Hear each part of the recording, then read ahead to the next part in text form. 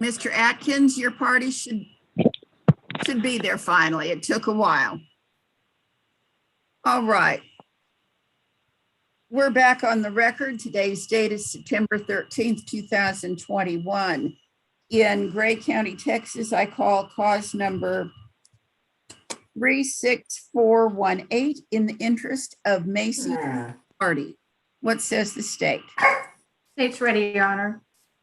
All right. Also present by telephone is Jess Mascalier. Are you ready, ma'am? Yes.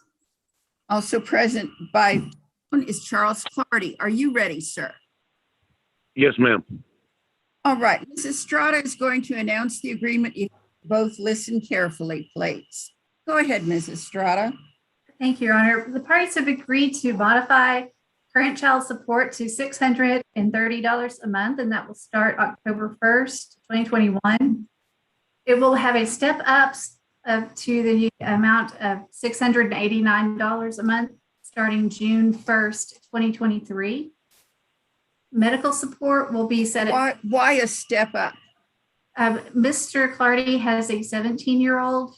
He has two other children. The 17-year-old, who is a junior in high school this year, will emancipate in 2023. All right. Congratulations, Mr. Clardy, on getting one through high school. That's an achievement. Good work. Thank you, ma'am. All right. Go ahead, Ms. Estrada. Yes, and to clarify, the younger child that he has is actually younger than the child in this case, so that will not impact child support at all in the future. Ms. Mescalier will continue to maintain enrollment of the child in a government-sponsored medical assistance program in Oklahoma. Medical support will be set at $25 a month starting October 1st. Child support arrears will be confirmed August 31st in the amount of $250.93 to be paid at $40 a month starting October 1st, and the medical support arrears will be confirmed in the amount of $395.68 a month, of $68. Repeat that. Medical support arrears are to be confirmed as of August 31st, the amount of $395.68. And that is to be paid at $10 a month starting October the 1st. And I would like to offer as State's Exhibit 1 a copy of the current payment record.